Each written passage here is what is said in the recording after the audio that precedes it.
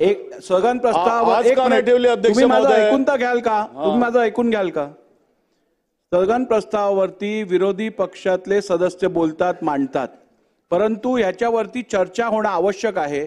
शासनाला याच्यावरती उत्तर द्यायचं आहे. या चर्चेत शासनाच्या सत्तारूढ पक्षाच्या बाजूच्या सदस्यांना पण सहभाग घ्यायचा आहे. त्यामुळे मी या विषयाची 101 अंतर्गत चर्चा ठेवलेली आहे. त्यावेळेला आपण या विषयावरती बोला.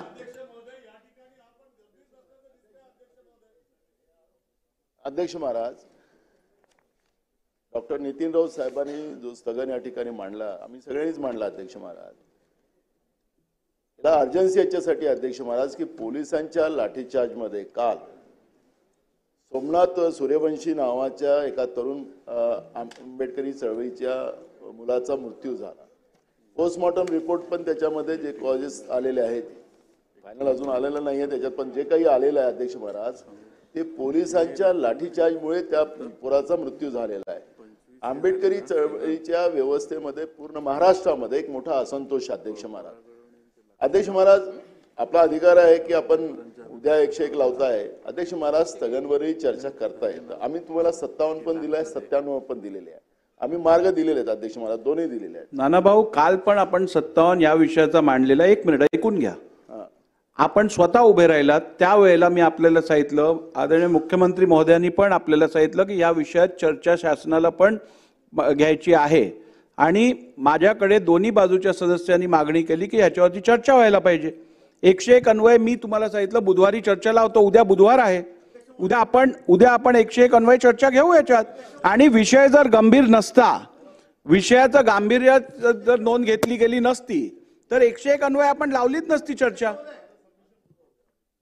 या अध्यक्ष महाराज, मी आपल्याला हे सांगतोय की ती घटना ज्यावेळेस झाली अध्यक्ष महाराज, या घटनेला झाल्यानंतर तिथं जी काही आंबेडकरी लोक तिथं एकत्रित आली त्यावेळेस पोलिसांचा बंदोबस्त वगैरे ते सगळ्या गोष्टी आपण पाहिल्यात अध्यक्ष महाराज. आपणही माहिती घ्या.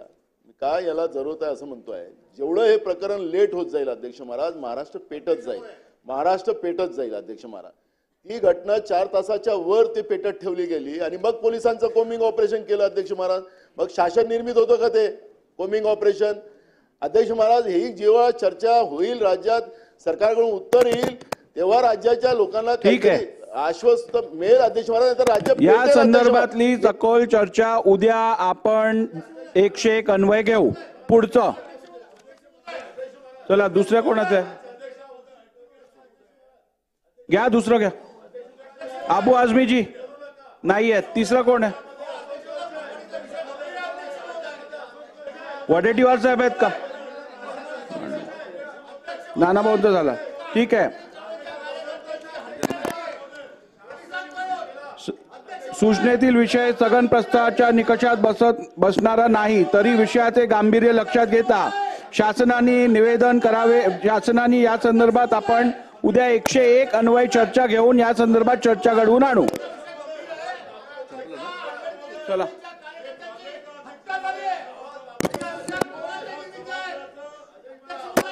औचित्याचे मुद्दे.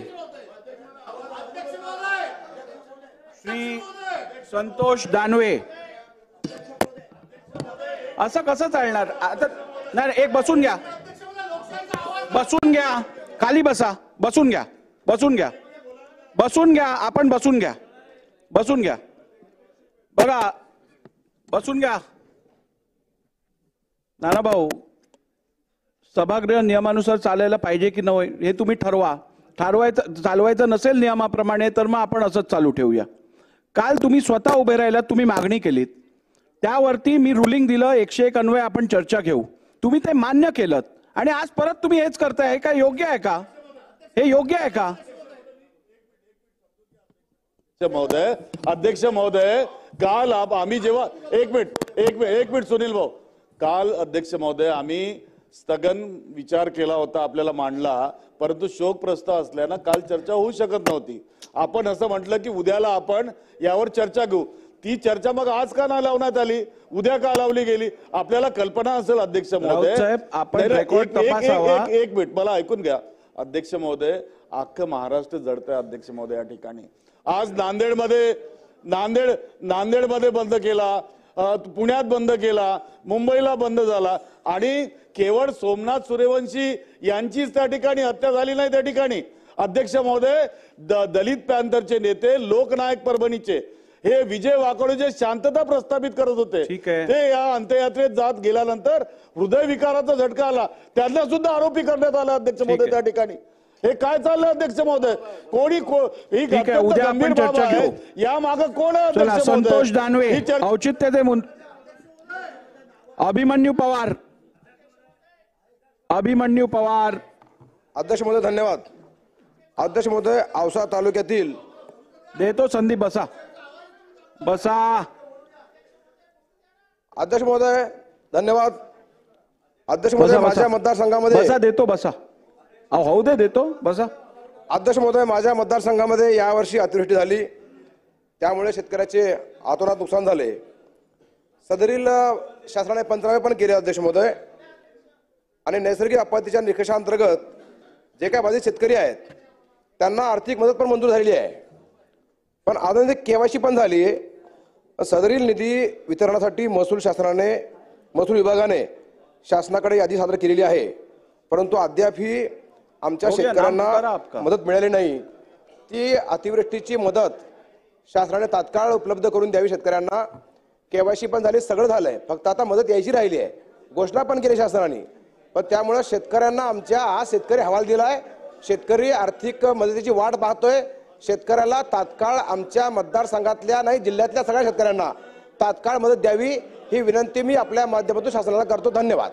ठीक आहे. श्री संदीप क्षीरसागर. असं चालणार नाही. आता आपण औचित्य घेतोय, औचित्य झाल्यावर घेऊ. अहो, औचित्य झाल्यावर घेऊ, बसा. संदीप क्षीरसागर. अध्यक्ष महोदय, माझा हाच विषय माझ्या बीड मतदारसंघातला होता. जे काही खून प्रकरण झालेलं आहे,